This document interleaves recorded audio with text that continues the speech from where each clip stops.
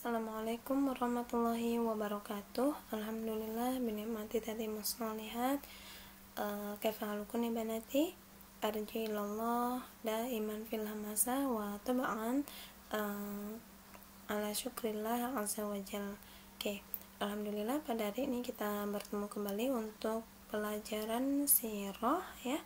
Yang pada hari ini insyaallah kita akan membahas materi Sumayyah binti Khubat ya. Sumayyah binti Khubat atau disebut juga dengan Ummu Ammar, dan beliau adalah seorang wanita yang sangat masyhur dalam Islam karena beliau adalah wanita yang pertama kali syahid ya. Jadi wanita yang pertama kali syahid dalam Islam itu adalah Sumayyah binti Khubat atau Ummu Ammar. Ummu Ammar itu kenapa bisa Ummu Ammar? Karena anaknya bernama Ammar ya.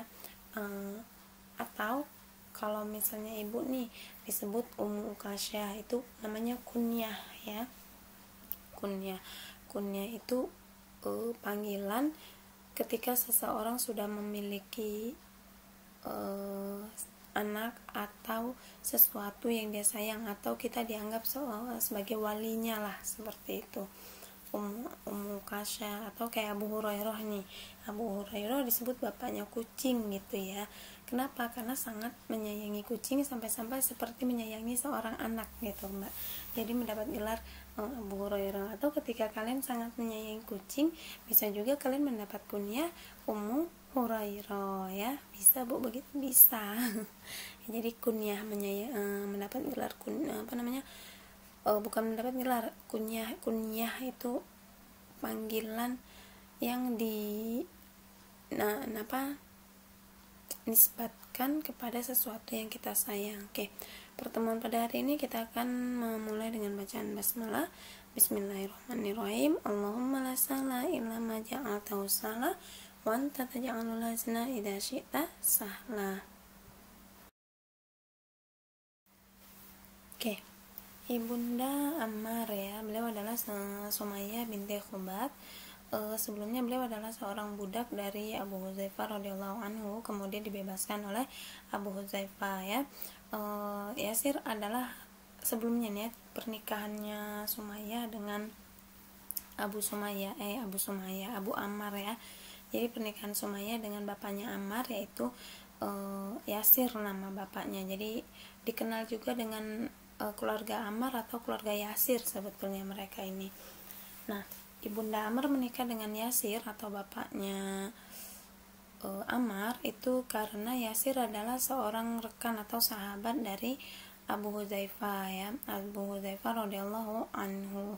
Kemudian Yasir menikahi Sumayyah, yang kemudian Sumayyah melahirkan seorang anak pertama yang bernama Ammar. Lalu Abu Hudzaifah memerdekakan Sumayyah ya. Jadi sebelumnya itu Sumayyah seorang budak, kemudian Yasir temannya Abu Hudzaifah menikahi Sumayyah dan mereka memiliki anak ya. Anak mereka bernama Ammar, maka diberi nama Ammar bin Yasir. Lalu setelah Sumayyah memiliki anak pertama, Abu Hudzaifah memerdekakannya. Sejak saat itulah Sumayyah sudah terbebas dari perbudakan ya. Jadi Mbak, kalau dipikir-pikir ya, pada masa sekarang itu sebetulnya kita memang harus sangat bersyukur karena sudah tidak ada lagi yang namanya perbudakan Mbak. Perbudakan ini benar-benar seperti apa ya Mbak ya, kayak orang itu nggak ada harga. Bukan orang itu nggak ada harga ya, orang itu kayak barang gitu Mbak, diperjualbelikan. Jadi kalau tuannya memerdekakan, artinya tuannya budak tersebut tidak perlu membayar apapun. Tapi kalau si tuannya tidak mau memerdekakan ya, budak tersebut yang menjadi budak itu lebih rendah daripada pembantu. Kalau masa sekarang ya, pembantu itu masih dibayar, pembantu masih bisa pulang pergi, pembantu masih bisa ada kemerdekaan lah atas dirinya gitu ya. Kalaupun pembantu, tuannya cuma mengatur dia dari sisi pekerjaan, tidak mengatur dari sisi kehidupan dia, seperti itu. Tapi kalau budak itu benar-benar diatur sama tuannya. Kalau dia bisa memerdekakan dirinya, misal gini ya, kayak mukatab gitu ya, dia ingin memerdekakan dirinya atas perbudakan. dia misalnya ingin memerdekakan dirinya melalui tuannya. Tuan, aku ingin memerdekakan diriku dengan aku membayar berapa harga diriku. Misalnya tuannya minta dengan harga 100 dinar gitu kan. Sementara budak uang dari mana 100 dinar? Ya dia harus bekerja. Ya kalau dia bekerja uangnya bayarannya standar atau enggak gitu untuk mencicil. Itu kalau tuannya mengizinkan.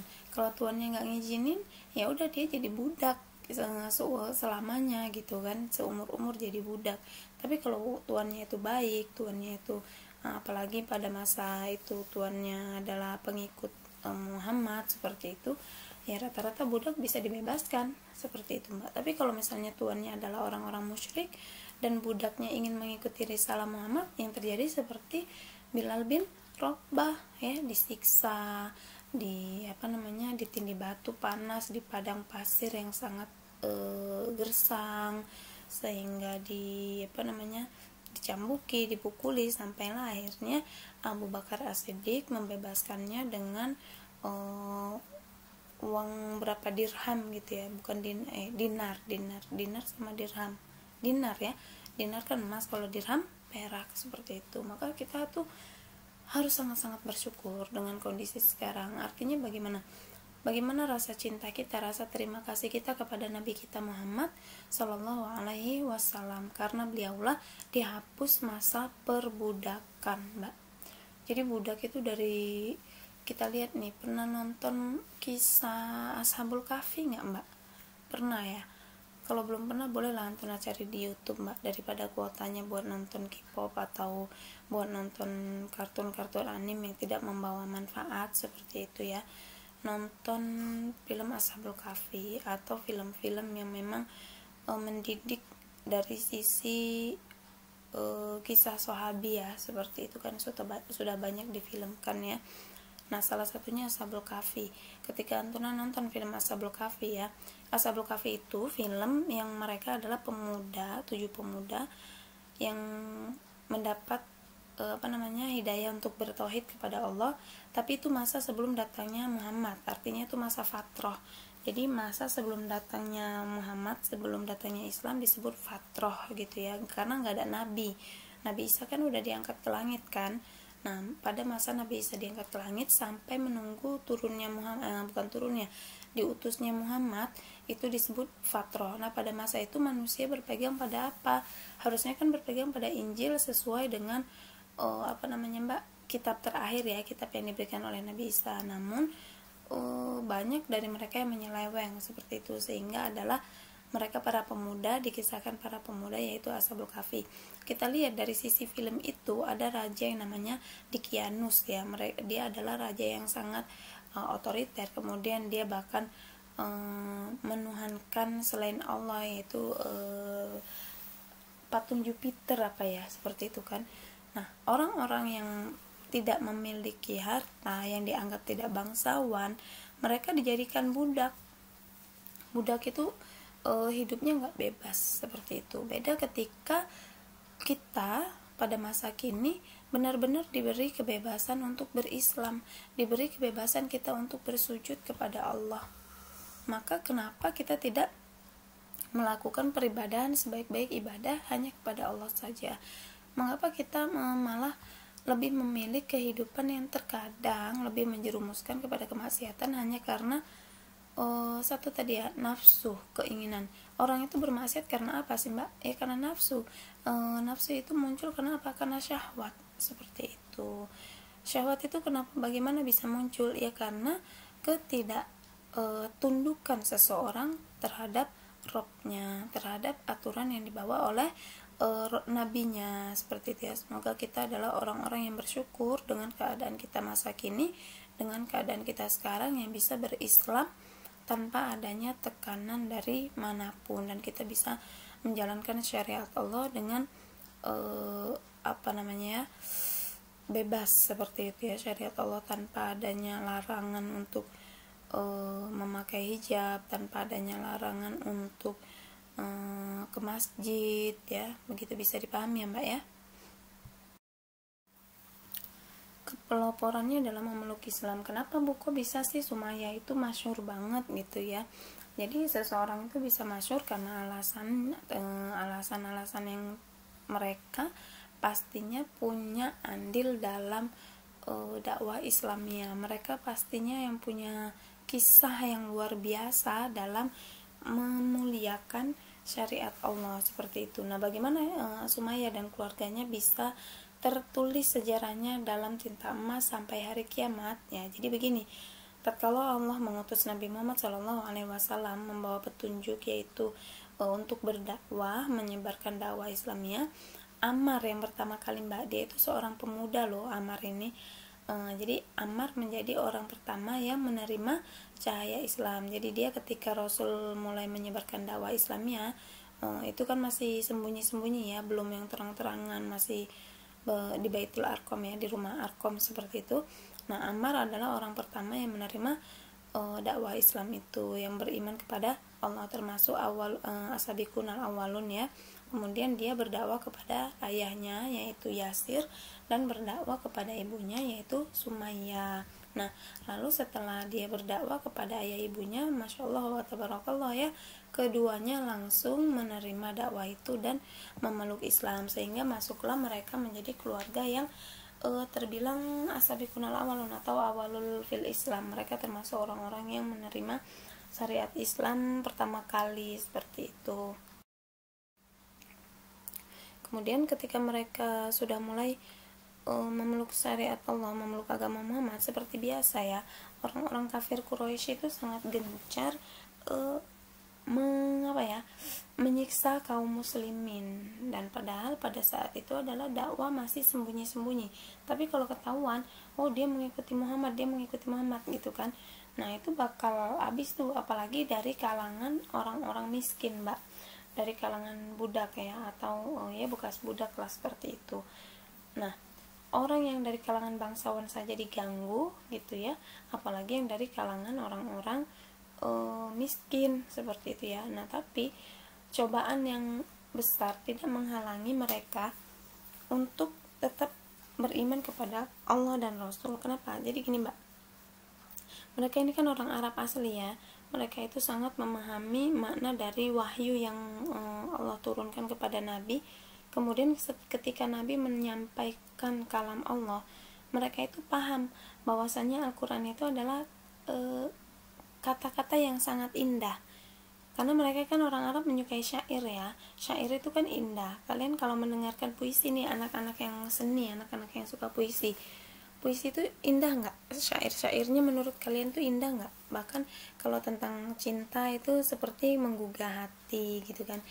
Kalau syair atau puisi tentang perjuangan itu memotivasi, membangkitkan semangat juang gitu. Nah, orang Arab itu mereka adalah ahlus syair, jadi mereka itu sangat suka bersyair ya, dan syair mereka adalah syair bahasa Arab. Nah, ketika mereka mendengar Al-Quran, mereka itu takjub sekali karena mereka memahami keindahan dari bahasa Al-Quran itu. Kok kita biasa aja, Bu? Karena kita tidak memahami bahasa Arab, Mbak. Makanya udah sampai diterjemahin pun karena kita kurang memahami maknanya, jadi kalau untuk rasa cintanya itu berkurang. Udah gitu pada masa kini terlalu banyak maksiat yang mudah sekali dilakukan. Kenapa bisa maksiat mudah dilakukan? Karena ya tadi, kepahamannya terhadap syariat itu sangat kurang begitu ya.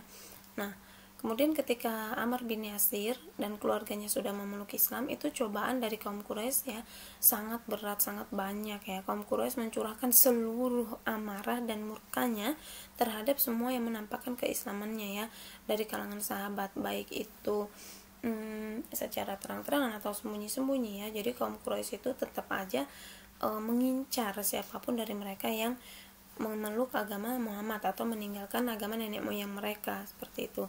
Dan Bani Mughirah ya adalah suku yang terang-terangan mereka secara khusus menyiksa keluarga Yasir. Jadi yang menyiksa keluarga Yasir ini terkenal sekali, yaitu Bani Mughirah ya, menyiksa Yasir, kemudian istrinya, kemudian anaknya ya. keluarga Yasir radhiyallahu anhum. Nah, sekarang radhiyallahu anhum karena apa? Ibunya muslim, ibunya beriman, bapaknya beriman, anaknya beriman, sehingga mereka mendapat radhiyallahu anhum. Semoga Allah meridhoi mereka ya dengan penyiksaan yang sangat dahsyat. Nah, dari Abdullah ya, dia berkata bahwa pertama kali menyatakan diri memeluk Islam ada 7 orang. Ini 7 orang yang pertama kali beriman kepada Allah.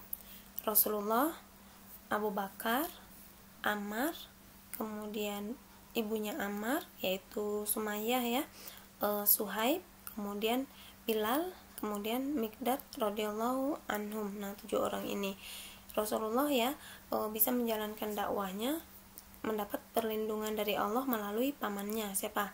Abu Thalib ya. Abu Thalib itu kan pemuka kaum. Meskipun Abu Thalib dalam sejarahnya itu miskin, tapi beliau adalah pemuka kaum. Kalau pemuka kaum itu pasti mendapat perlindungan dari kaumnya gitu kan punya kubu-kubu sendiri dari suku-sukunya sendiri ya. Nah, kemudian Abu Bakar dilindungi Allah melalui kaumnya, karena Abu Bakar juga seorang pemimpin kaum, Mbak. Nah, sedangkan yang 5 lainnya, 5 orang ini kayak Yasir, Ammar, Suhaib, Bilal ya, Mikdad. Nah, mereka ini orang-orang yang tidak mendapat perlindungan dari kaumnya karena mereka bukan pemimpin kaum, bahkan mereka seperti rata-rata dari budak ya. Bilal budak seperti itu kan, Yasir dan ibunya bekas budak begitu. Jadi mereka yang 5 ini mendapat penyiksaan yang luar biasa sekali dari orang musyrikin Quraisy ya. Bagaimana kesabaran mereka, dan kemudian mereka mendapat kabar gembira. Rasulullah Shallallahu Alaihi Wasallam melewati rumah keluarga Yasir radhiyallahu anhum ketika mereka disiksa. Jadi ya di luar rumah disiksa sampai mereka itu didatangi ke rumahnya untuk disiksa. Kalau dipikir, kebangetan banget sih Bu, rumah itu kan tempat tinggal kita. Orang aja mau masuk rumah kita tuh harus izin begitu kan, apalagi ini sampai berani menyiksa masuk ke dalam rumah. Kok sampai segitunya Bu? Ya karena dahsyatnya mereka tidak punya sopan santun ya, orang kafir Quraisy itu ya, orang musyrik itu nggak punya sopan santun, nggak punya adab begitu kan. Nah, kemudian ketika keluarga Ammar sedang disiksa oleh orang-orang kafir musyrikin Quraisy, Rasul bersabda, bersabarlah wahai keluarga Yasir, sesungguhnya tempat kembali kalian yang dijanjikan untuk kalian adalah surga. Sabda Rasul ini bukan cuma sekedar sabda Mbak, tapi ini adalah doa Rasul untuk keluarga Ammar bin Yasir ya. Semuanya didoakan, baik itu ayahnya, ibunya, dan Yasir didoakan kelak mereka tempat kembalinya adalah surga, dan itu sudah dijanjikan. Wah, enak ya Bu gitu ya, enak ya Bu, udah dijanjikan surga lah, dijanjikan surga, tapi penyiksaan mereka ketika hidup luar biasa. Kita akan membahas bagaimana penyiksaannya yang membuat mereka dapat dijanjikan dengan surga. Ujian di jalan Allah. Nah, ini dia ujiannya. Jadi kalau kita sekarang merasa banyak sekali ujian yang kita hadapi dalam hidup kita, banyak sekali tantangannya Bu, pengen pakai jilbab besar aja, ya Allah Bu, yang diledekin teman, yang diledekin sama keluarga sendiri, kadang Bu, sepupu, segala macam.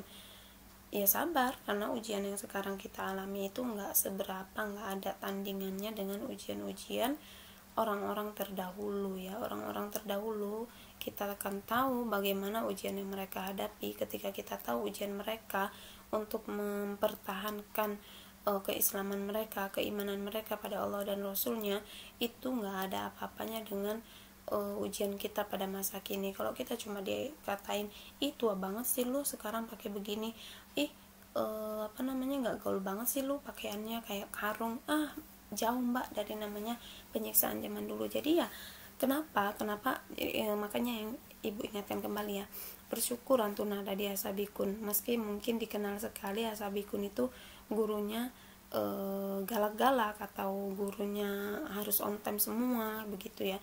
Kenapa? Salah satu cara kami mendidik supaya kalian tidak menjadi orang yang mudah baper, menjadi wanita-wanita yang cuma dikatain dikit udah lemah, seperti itu, artinya mewek, cuma dibentak dikit udah mewek gitu ya. Enggak, bukan menjadi ciri khas ya, bukan menjadi ciri khas orang itu. Seorang mukmin itu enggak lemah Mbak, bahkan dikatakan seorang mukmin yang kuat imannya dia akan menjadi orang yang tegar gitu. Kenapa orang zaman sekarang itu letoy lah ibaratnya, diomongin dikit lenjer, diomongin dikit mewek, ya karena lemah imannya, disebabkan lemah iman, dan disebabkan faktor utama itu adalah dosa. Yang menyebabkan seseorang itu lemah itu adalah dosa ya. Oke, kita bahas sekarang bagaimana ujian yang dihadapi oleh Ammar dan keluarganya ya. Kaum kafir Quraisy menangkap keluarga Ammar dan mengikat mereka dengan rantai, bukan diikat dengan tali tapi rantai ya. Dan tidak cukup hanya diikat dengan rantai, tapi mereka juga dibelenggu, tidak diberi makan dan minum. Kemudian Ammar dan ibu bapaknya dipenjara di dalam ruangan yang gelap dan lembab. Namun apakah itu membuat Ammar serta ibu dan ayahnya menjadi lemah imannya, kemudian mereka murtad, mereka memilih kembali ke agama nenek moyang? Tidak, justru mereka semakin kokoh, semakin kuat keimanannya ya. Masing-masing mereka ketika dalam ruangan lembab itu, Ammar, ibunya dan ayahnya saling memandang satu sama lain dengan pandangan kasih sayang. Kemudian mereka mencucurkan kasih sayang mereka satu sama lain dengan pandangan kelembutan. Artinya mereka memang diikat, mereka bahkan tidak bisa saling berpelukan untuk menguatkan satu sama lain dengan fisik, tapi mereka memberikan pandangan. Dari pandangan mata itulah mereka menjadi jauh lebih kuat, seperti itu ya. Mereka yakin mereka akan melewati ujian itu yang kelak Allah akan memberi balasannya dengan surga ya. Kemudian kaum musyrik, orang-orang kafir musyrikin Quraisy itu menyangka bahwa Ammar sama Yasir itu ya lebih kuat karena mereka itu laki-laki dibanding Sumayyah yang sudah tua. Bahkan Sumayyah itu dikatakan sudah tua renta, Mbak ya, umurnya itu udah tua gitu kan, udah dianggap lemah lah. Apalagi Ammar, mereka orang kafir Quraisy menganggap Ammar ini yang paling kuat karena Ammar adalah seorang pemuda dan masih sangat kuat lah, untuk fisik itu Ammar dianggap paling kuat. Namun ternyata kenyataannya dibanding Ammar, Yasir dan ibunya Sumayyah adalah wanita yang jauh lebih kokoh, lebih teguh, lebih tegar ketika menghadapi penyiksaan kaum musyrikin Quraisy ya. Dijemur di bawah terik matahari kota Mekah. Kebayang nggak Mbak? Nggak usah kan kota Mekah atau di bawah matahari ya. Nggak di bawah matahari. Nggak usah kan di bawah dijemur di bawah terik matahari kota Mekah. Kita saat ini di Indonesia yang cuacanya masih dua Mbak? Dua musim hujan dan musim panas, bukan musim kemarau begitu ya. Bukan musim kemarau ya, musim hujan dan musim kemarau ya kalau Indonesia. Kalau di Arab itu ada 4 musim ya, musim semi, musim salju, musim hujan, musim panas, seperti itu kan. Nah ini mereka dijemur di bawah terik matahari di atas pasir.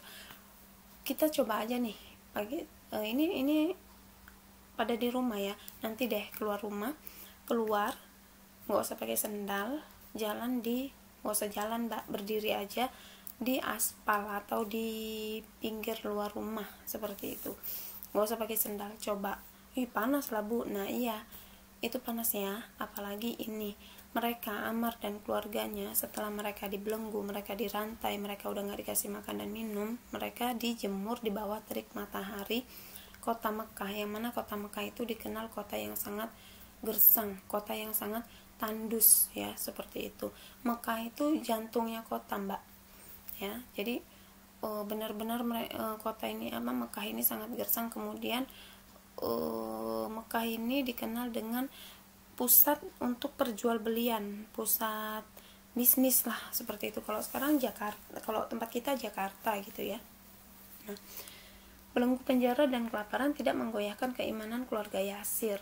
Setiap kali Bani Mughirah, jadi tadi yang menyiksa keluarga Yasir kan paling khusus nih Bani Mughirah ya, menambahkan sadisnya penyiksaan kepada keluarga Yasir, mereka bertambah pula imannya. Coba gimana coba? Ketika semakin ditambah siksaannya, semakin bertambah keimanan Yasir dan keluarganya.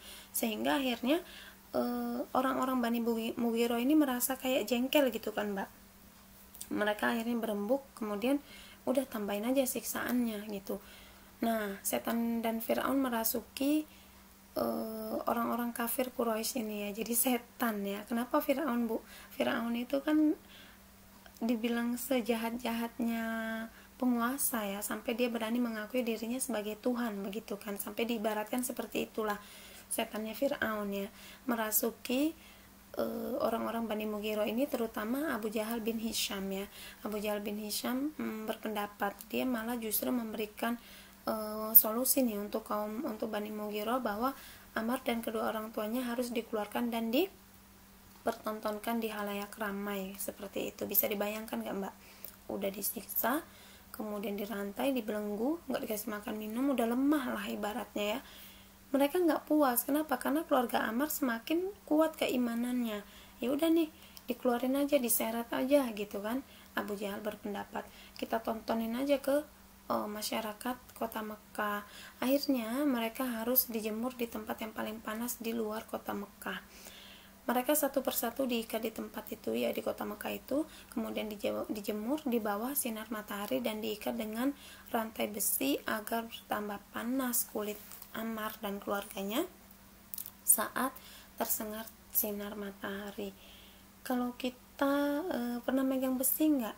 Pas siang-siang megang besi tuh, siang-siang, jangankan dijemur mbak, waktu kapan ya, perpisahan kemarin kelas 12 itu kan kami para guru menyiapkan tempat untuk perpisahan ya, jadi kayak tiang voli, kami menggunakan tiang voli waktu itu untuk menyambung antara satu dengan yang lainnya gitu kan. Tiang-tiang itu cuma sebentar aja loh kejemur sinar matahari, dari jam 11 sampai jam 11 sampai jam 12 lah, karena kami jam 12 habis sholat zuhur baru mulai kegiatan lagi seperti itu kan.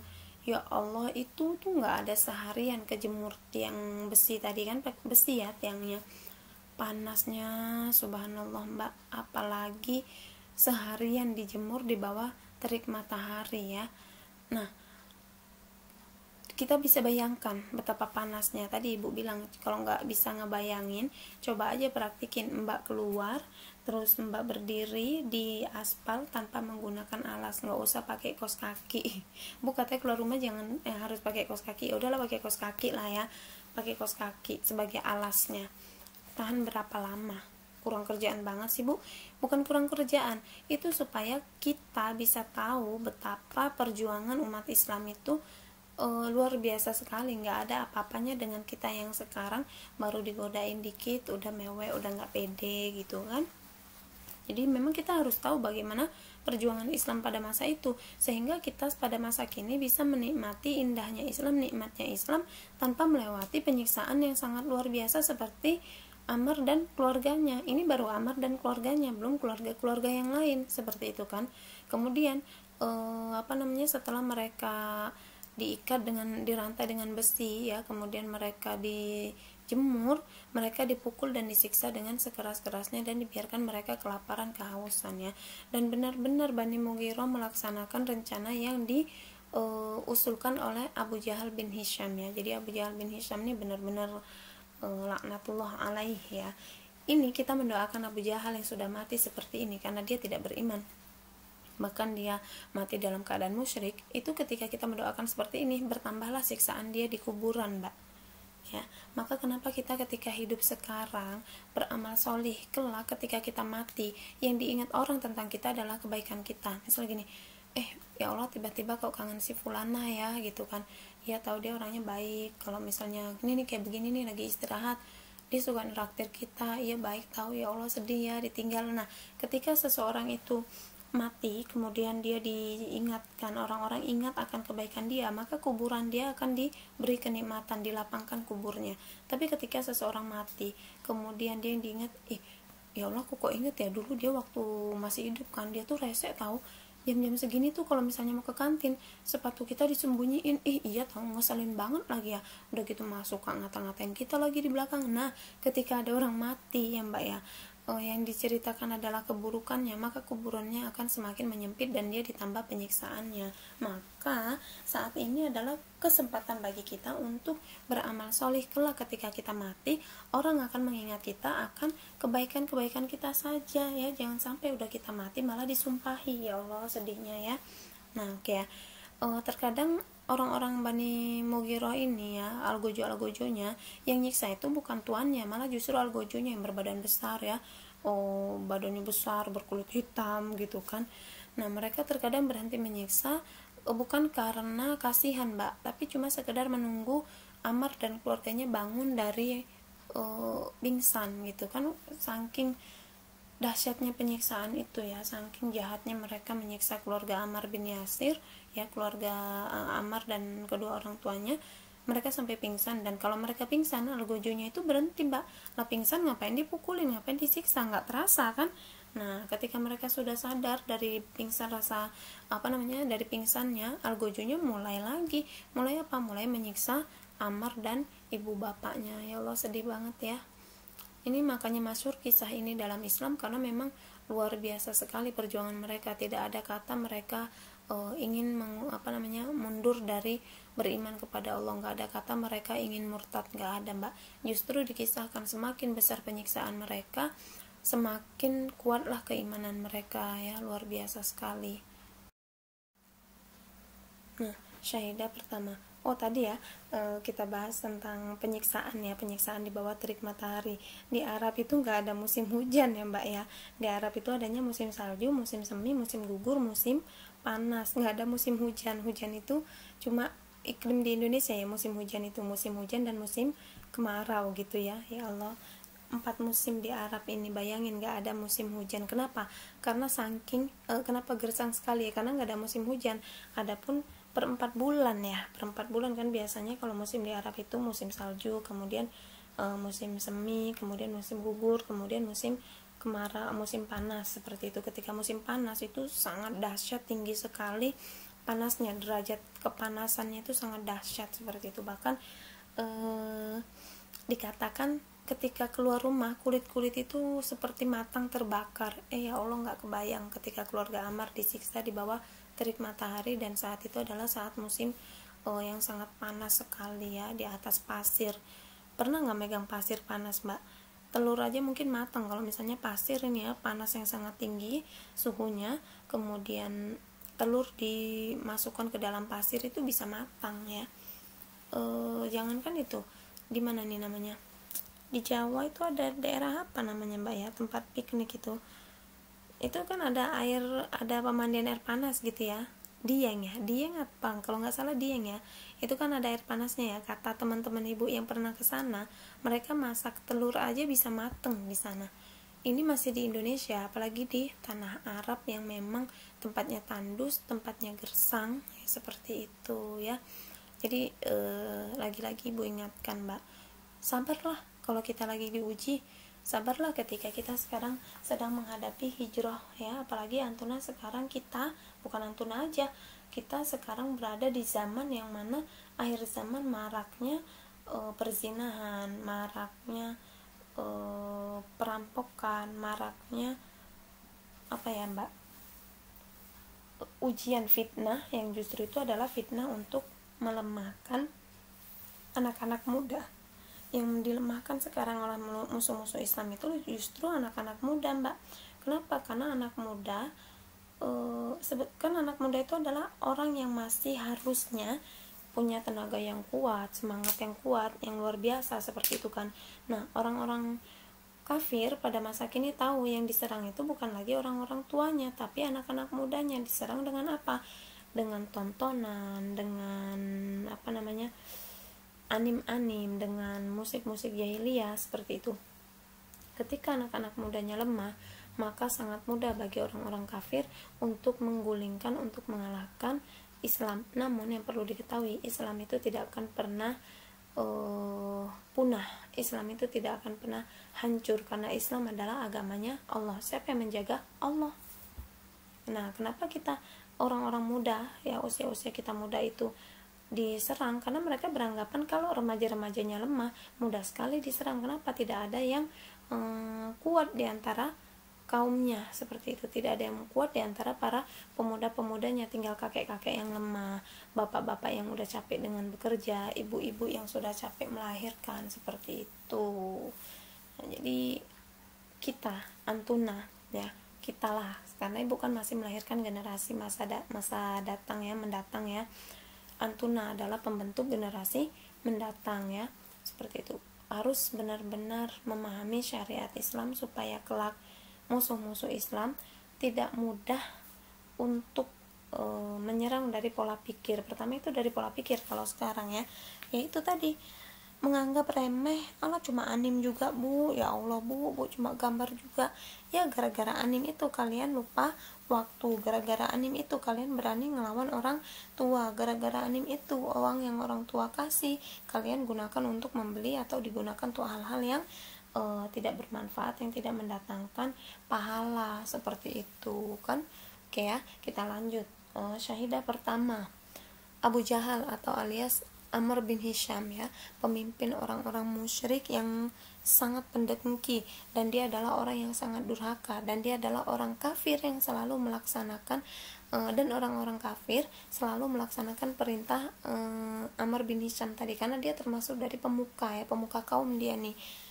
Kemudian Abu Jahal merasa sudah waktunya untuk mendapatkan keuntungan dari ambisinya. Iya, apa sih bu untungnya? Ya namanya dia pengikut syaitan, jadi merasa untung lah mbak kalau dia berhasil menyiksa orang-orang muslimin, kaum muslimin ya. Dia merasa intinya tuh dia ingin memuaskan nafsu dia saja, ingin mengikuti perintah iblis lah, seperti itu ya. Kemudian dia berkeliling untuk menyiksa kaum muslimin, dimulai dari Sumayyah. Loh bu, berarti banyak bu, nggak cuma Sumayyah? Iyalah, banyak orang-orang, apalagi dari kalangan budak mbak. Cuma yang paling terlihat di sini adalah Sumayyah, karena ada kisah yang sangat luar biasa sekali dari wanita yang bernama Sumayyah. Dari Sumayyah yang dikenal dengan seorang wanita yang tua renta ya. Nah, dia memulai dari Sumayyah. Sumayyah dipaksa untuk mencaci Muhammad. Nah, ini dia awal mula terjadinya penyiksaan yang menjadi kisah heroik sekali ya.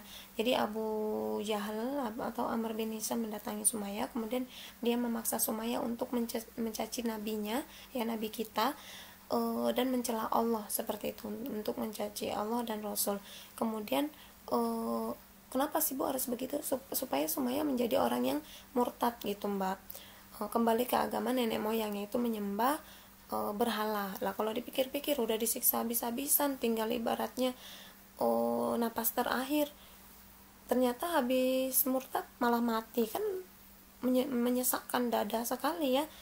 Nah tapi enggak sih, Sumayyah benar-benar luar biasa keimanannya ya, sampai dikisahkan orang-orang kafir orang-orang musyrik berpikir bahwa Sumayyah adalah wanita yang orang yang lemah di antara Yasir dan Ammar. Ternyata kebalikannya, justru Sumayyah adalah orang yang paling kokoh, bahkan menumbuhkan kekokohan keimanannya untuk suami dan anaknya ya. Nah, kalau saja Sumayyah mau melakukan perintahnya Abu Jahal ya, maka Abu Jahal itu berjanji akan membebaskannya dan menyelamatkan dari siksaan. Lah ngapain udah disiksa, udah dihabis-habisin ya, udah dicambuk, udah disiksa di bawah terik matahari, begitulah kalau logikanya ya mbak ya. Tapi kalau imannya lemah, bisa saja ya Allah daripada nggak kuat dengan siksaan, ya udahlah kembali ke agama nenek moyang, kalau dia tidak kuat dengan siksaan. Namun kenyataannya Sumayyah adalah wanita yang luar biasa. Kemudian Sumayyah mengumpulkan semua sisi kekuatannya yang masih ada setelah disiksa habis-habisan ya. Ketika Abu Jahal menyuruh Sumayyah untuk mencela Nabi dan Allah ya, dia mengumpulkan seluruh tenaganya, kemudian dia meludahi wajah Abu Jahal sambil mencaci dan mencela Abu Jahal, kemudian laknatullah alaik gitulah ya, terlaknatlah engkau wahai Abu Jahal. Nah pada saat itulah setan memasuki tubuh Abu Jahal, hilang akal sehat Abu Jahal. Dia tidak lagi memikirkan bahwasannya Sumayyah itu adalah perempuan, dan Abu Jahal tidak berpikir lagi bahwasannya dia adalah lelaki yang tidak seharusnya ribut sama perempuan. Kan kalau dipikir gini mbak, laki kok ribut sama perempuan, gak gentle banget gitu kan. Nah saat Sumayyah meludahi wajah Abu Jahal, hilanglah akal Abu Jahal. Kemudian Abu Jahal tuh kan megang tombak besi ya mbak ya. Kemudian tombak yang dipegang oleh Abu Jahal ditusukkan ke kemaluan Sumayyah sampai menembus ke duburnya ya. Ya Allah, serem sekali yang ini. Seketika itu juga Sumayyah menghadap Robnya ya. Ketika dia sakaratul maut, Sumayyah hanya mengucapkan kalimat-kalimat tauhid ya, mengulang-ulang kalimat tauhid, dan dia mengulang sabda Rasul yang Rasul doakan ya, bersabarlah duhai keluarga Yasir, sesungguhnya tempat kalian adalah jannah. Ya Allah sedih banget. banyak nggak usah dirasakan ya, sangat sakit gitu kan.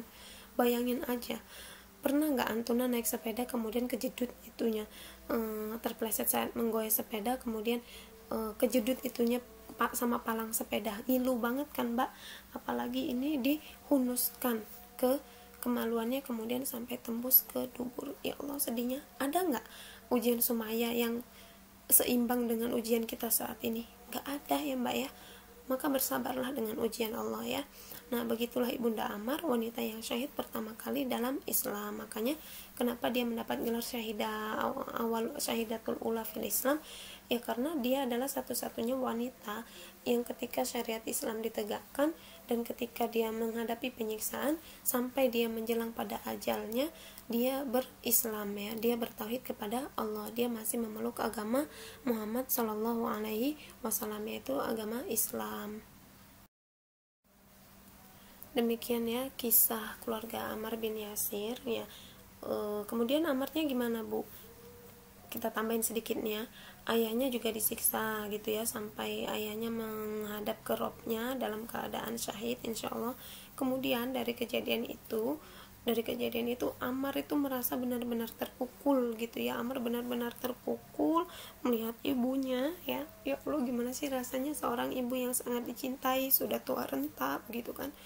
Akhirnya Ammar itu sampai ada tuh dikisahkan ayatnya di Al-Quran, tapi tidak disebutkan Ammarnya ya, tapi mengisahkan sampai dia demi menjaga keislaman dia saking beratnya siksaan begitu, akhirnya dia berpura-pura untuk menyebut nama Lata Uzza atau menyebut nama berhala mereka seperti itu.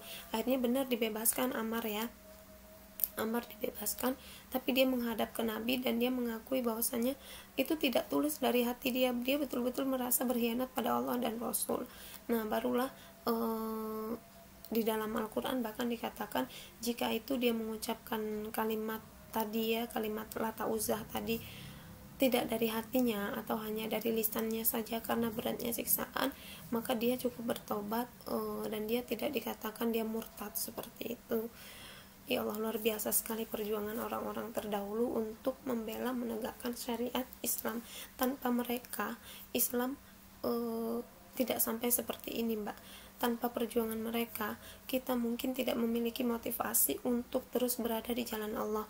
Lawang kita terkadang baru diuji dengan ujian yang gak seberapa sih kehidupan kita sekarang ya, bahkan baru ujian ekonomi nih misalnya.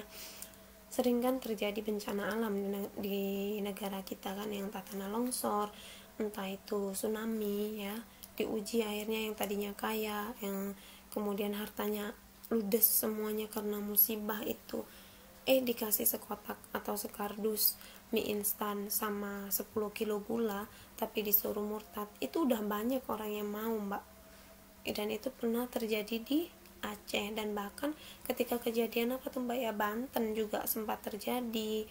Kemudian kejadian yang saat di Palu ya, di Palu itu kan banyak orang-orang yang misionaris melakukan misinya untuk mengkristenisasikan, untuk melakukan pemurtadan bagi kaum muslimin ya, dan diuji dengan ujian yang kelaparan. Akhirnya dia mau meninggalkan agama Islam hanya karena satu kardus mie instan dan 10 kilo gula ya. Waliyadzubillah, semoga kita mati dalam keadaan beriman kepada Allah, semoga kita mati dalam keadaan husnul khotimah, amin Allahumma amin. Semoga kisah ini bisa menjadi motivasi buat kita ya, bisa meningkatkan keimanan kita, bisa meningkatkan kepercayaan diri kita, bisa meningkatkan keimanan kita untuk lebih berpikir apa sih manfaatnya bersenang-senang dengan kehidupan sekarang, tapi kalau kita tidak bisa istiqomah di jalan Allah gitu ya, bisa lebih membuat kita berpikir lebih-lebih lagi bagaimana kita mencintai agama kita, bisa mencintai Rob kita, bagaimana kita bisa mencintai Nabi kita, bagaimana kita bisa mencintai kitab kita ya. Mungkin kalau kita lihat sekarang Al-Quran itu ya Allah, bahkan untuk dibaca kita membacanya terbata-bata ya. Karena apa? Karena kita tidak memahami atau malah justru belum tumbuh rasa cinta terhadap Al-Quran. Maka tumbuhkanlah dari sekarang. Kelak Al-Quran itulah yang akan menjadi penolong kita di akhirat ya, yang akan menjadi syafaat kita, yang kelak dia akan datang dalam keadaan menerangi kuburan kita ya. Banyak baca Al-Quran, selesaikan tilawahnya one day 3 juz seperti itu. Jikapun kurang 1 hari 3 juz, maka tambahkan lagi 1 hari 10 juz seperti itu. Dan itu adalah cara kita menanamkan kecintaan terhadap Al-Quran ya. 1 hari 10 juz, nanti akan tumbuh rasa cinta kepada Al-Quran. Oke, kita akhiri pertemuan pada hari ini. Subhanakallahumma wa bihamdika asyhadu an la ilaha illa anta astaghfiruka wa atubu ilaik. Assalamualaikum warahmatullahi wabarakatuh.